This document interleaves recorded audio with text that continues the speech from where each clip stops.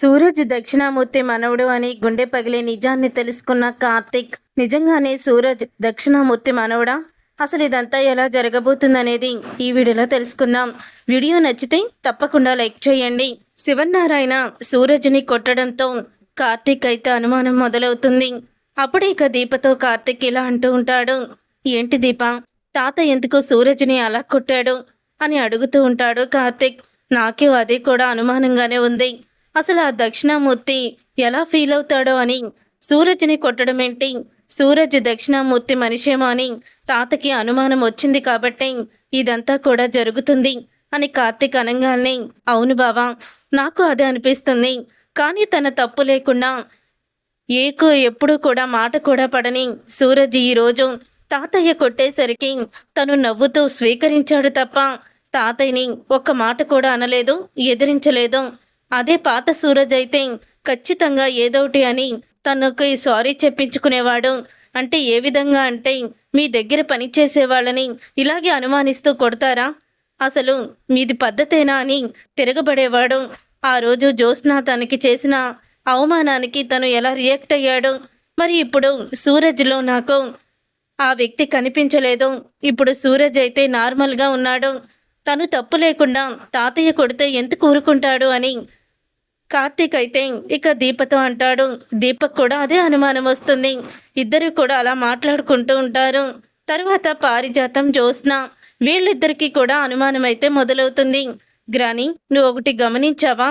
ఆ సూరజ్ తను తప్పు లేకుండా ఏ మాట కూడా పడడం, అలాంటిది ఏ తప్పు చేయకుండానే తాతయ్య తనని దక్షిణామూర్తి తాతయ్య ముందు కొడితే అసలు ఏమీ మాట్లాడకుండా నాకు అర్థమైంది. నేను ఆయన మనిషినేమో అని ఈయనకి అనుమానం వచ్చి కొట్టారు అని సింపుల్గా చెప్పేసి తను క్యాజువల్గా తీసుకున్నాడు. అదే నాకు కూడా అర్థం కావడం లేదు అని జ్యోత్స్న కూడా అంటుంది. అవునే, నువ్వు చెప్తుంటే ఇప్పుడిప్పుడే నాకు అర్థమవుతుంది అని చెప్తూ ఉంటుంది పారిజాతం. తర్వాత జ్యోత్స్న సూరజ్ దగ్గరికి వెళ్తుంది.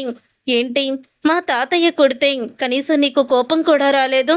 అదే నేనేనా ఏదైనా చేస్తే కోపం వచ్చి నా చెంప చెల్లుమనిపిస్తావు కదా. ఏ కారణం లేకుండానే కేవలం ఆ దక్షిణామూర్తి మీద కోపంతో మా తాతయ్య నిన్ను కొడితే నన్నెందుకు అనుమానిస్తున్నారు? ఇలా ఎంప్లాయీస్ని అనుమానిస్తూ వెళ్తే మీ సంస్థ పైకి వస్తుందా అని లెక్చర్స్ ఇస్తావు తప్ప గాంధీ తాతలాగా ఒక చెంప మీద కొడితే మరొక చెంప చూపించినట్టు అలా మౌనంగా ఉండవు కదా. ఆ క్యారెక్టర్ నీది కాదు అని జ్యోత్స్న అడుగుతుంది. అప్పుడే కార్తిక్ కూడా వస్తాడు. ఈ విషయమే సూరజ్తో మాట్లాడదామని. జ్యోత్స్న సూరజ్తో ఇలా మాట్లాడేటప్పుడు అన్నీ కూడా తను వింటూ ఉంటాడు కార్తిక్. విని జ్యోత్స్న కూడా నాకులాగే అనుమానం వచ్చింది. సూరజ్ అయితే మామూలుగానే ఉన్నాడు, అసలు ఏం జరుగుతుందో అర్థం కావడం లేదు అని అనుకుంటూ ఉంటాడు కార్తిక్. అలా కార్తిక్ అనుకున్న తర్వాత అంటూ ఉంటుంది జ్యోత్స్న, చూడు సూరజ్, మా తాతయ్యని నువ్వు తక్కువ అంచనా వేస్తున్నావు. మా తాతయ్య ఈసారి నువ్వు దొరికిపోయావనుకో తన గన్ను తీసుకొచ్చి షూట్ చేసేస్తాడు తప్ప ఇంకో మాట మాట్లాడడం. షూట్ చేసినా కూడా మౌనంగా ఉంటావా ఏంటి అప్పుడు కూడా అని జ్యోత్స్న అంటుంది. నాకు న్యాయం అనిపించింది, నాకు ధర్మం అనిపించింది, నాకు నచ్చింది నేను చేస్తాను. అలాగే ఆయన అనుమానంని పోగొట్టుకోవడానికి పెద్దవాళ్ళ కింద నన్ను కొట్టారు. తర్వాత నా అనుకున్న వాళ్ళని కొడతానని కూడా చెప్పారు కదా. ఆయన అనుకోవడం నాకు ఎంతో నచ్చింది. ఆయన నా అనుకుంటేనే కదా నేను నీకు మొగుణ్ణయ్యేది అని సూరజ్ అంటాడు. ఆ మాట విని కార్తిక్ షాక్ అయిపోతూ ఉంటాడు. నీ దగ్గరికి వచ్చాను చూడు, నాది బుద్ధి తక్కువ అని అక్కడి నుంచి వెళ్ళిపోతుంది జ్యోత్స్న. అలా జ్యోత్స్న వెళ్ళిపోయిన తర్వాత అప్పుడే ఇక సూరజ్ అయితే మౌనంగా ఉండి ఆలోచిస్తూ ఉంటాడు. కార్తిక్ లోపలికి వెళ్ళబోతుండగా సూరజ్కి ఫోన్ వస్తుంది. ఇక ఫోను రావడంతో, అవును భరించాను, భరిస్తాను, ఎన్ని రోజులైనా భరిస్తాను అని చెప్తూ ఉంటాడు సూరజ్. సరే, నేను ఇప్పుడే కలవడానికి వస్తున్నాను అని మాట్లాడుతూ ఉంటాడు. అసలు భరిస్తానని, ఇప్పుడే కలవడానికి వస్తున్నానని సూరజ్ ఎవరితో మాట్లాడుతున్నాడు, ఎవరి దగ్గరికి ఇప్పుడు తను వెళ్తున్నాడు అని సూరజ్ మీద అనుమానం వచ్చి కార్తిక్ సూరజ్ని ఫాలో అవుతూ అయితే వెళ్తాడు. అప్పుడే ఇక రోడ్డు మీద కారు ఆగి ఉంటుంది. కారు ఆగి ఉండడంతో ఇక కారులో నుంచి దక్షిణామూర్తి అయితే దిగుతాడు. ఇక సూరజ్ బైక్ దిగి అక్కడికి వెళ్తాడు. వెళ్ళిన తర్వాత దక్షిణామూర్తి సూరజ్ని చూసిన కార్తిక్ షాక్ అయిపోతూ ఉంటాడు. ఇదేంటి, అసలు అతనితో నాకు ఎటువంటి సంబంధం లేదన్న సూరజ్ ఇప్పుడు వెళ్ళి దక్షిణామూర్తిని కలిశాడు. అసలు ఏం జరుగుతుంది అని అనుకుంటూ ఉంటాడు. అప్పుడే ఇక అంటూ ఉంటాడు సూరజ్, ఏంటి తాత బాధపడ్డావా అని అడుగుతాడు. ఎప్పుడైతే తాతయ్య అని సూరజ్ దక్షిణామూర్తిని పిలిచాడో ఆ మాట విని షాక్ అయిపోతూ ఉంటాడు కార్తిక్.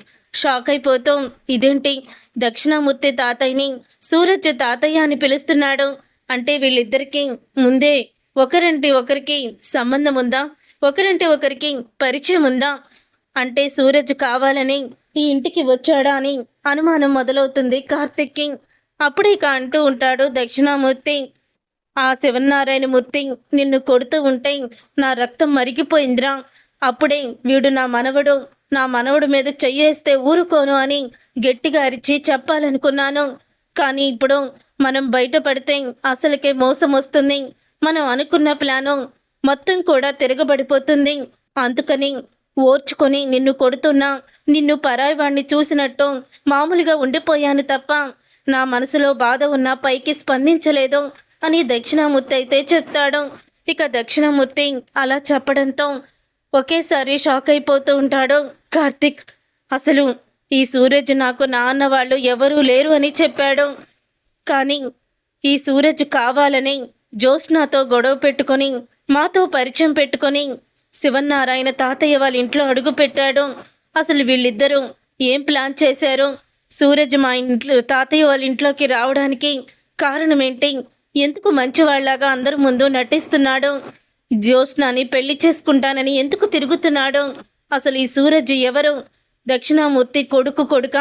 అసలు ఏం జరుగుతుంది అని అనుకుంటూ ఉంటాడు కార్తిక్. అప్పుడే సూరజ్ అంటాడు, ఇప్పుడిప్పుడే జ్యోత్స్నాని నేను లైన్లో పెడుతున్నాను. నీ మనవరాలే నాకు కాబోయే భార్య. నిన్ను ఆ కుటుంబం ఎంత అవమానించిందో, నిన్ను అతని దూరం చేసిందో, అలాగే నేను కూడా వాళ్ళ మీద నీ పగని నా పగగా తీర్చుకొని ఆ ఇంట్లోకి వెళ్ళాను, మా మనుషులతో కలిసిపోయాను అని చెప్తూ ఉంటాడు సూరజ్. ఇక సూరజ్ అలా చెప్తూ ఉంటే కార్తిక్ అయితే షాక్ అయిపోయి ఉండిపోతాడు. తర్వాత దక్షిణామూర్తి అంటాడు, పగ తీర్చుకోవడం అంటే వాళ్ళని బాధ పెట్టడం కాదు. ఇంకో రకంగా చెప్పాను కదా, ఆ కుటుంబం బాధపడకూడదు, కానీ మనల్ని మాత్రం బంధువులుగా ఒప్పుకోవాలి. నా కూతురు మళ్ళీ ప్రేమగా నన్ను నాన్న అని పిలవాలి అని చెప్తూ ఉంటాడు. తప్పకుండా తాత, అత్తయ్య నిన్ను ప్రేమగా నాన్న అని పిలిచే రోజు త్వరలోనే వస్తుంది అని చెప్తూ ఉంటాడు సూరజ్. కార్తిక్ మళ్ళీ వాళ్ళు మాట్లాడుకుంటే వాళ్ళ దగ్గరికి వెళ్ళడు, వెనక్కి వచ్చేస్తాడు. వచ్చేసిన తర్వాత అప్పుడే ఇక దీప అడుగుతుంది కార్తిక్ని, ఏమైంది బావా అలా ఉన్నావు? సూరజ్తో మాట్లాడుతానన్నావు కదా, మాట్లాడావా అని అడుగుతూ ఉంటే, సూరజ్ ఎవరనుకుంటున్నావు దీప అని అంటూ ఉంటాడు కార్తిక్. ఎవరు బావా? దక్షిణామూర్తి మనవడు, మీ మావయ్య కొడుకు, సుమిత్ర అత్తకి మేనల్లుడు అని నిజాన్ని బయట పెడతాడు. అది విని ఒక్కసారి షాక్ అయిపోతూ ఉంటుంది దీప. ఏం మాట్లాడుతున్నావు బావా? అంటే దక్షిణామూర్తి తాతయ్య సూరజ్ ఇద్దరూ కలిసి ఆడుతున్న నాటకం ఇది అని అడుగుతూ ఉంటుంది. అవును దీప, వాళ్ళిద్దరూ కలిసి ఆడుతున్న నాటకమే. కానీ ఈ నాటకం దేని గురించి, ఎవరి గురించి అసలు ఏమీ అర్థం కావడం లేదు. కానీ ఒక్కటి మాత్రం అర్థమైంది, దక్షిణామూర్తి తాతయ్య సూరజ్ని అడ్డం పెట్టుకొని మళ్ళీ తన కూతురికి దగ్గరయ్యి నాన్న అని ప్రేమగా పిలిపించుకోవాలని చూస్తున్నాడు. అందుకని ఈ నాటకం ఆడుతున్నాడు. ఆ విషయం తెలిసాక ఇప్పుడు నేను సూరజ్ గురించి చెప్తే ఈ రెండు కుటుంబాలు కలవమేమో అనిపిస్తున్నాయి. నాకిప్పుడు ఏం చేయాలో అర్థం కావడం లేదు. మనల్ని మాయ మాటలు చెప్పి మోసం చేసి మనల్ని నమ్మించి మన దగ్గర పనివాడిగా చేరి ఇంత మోసం చేశాడు సూరజ్.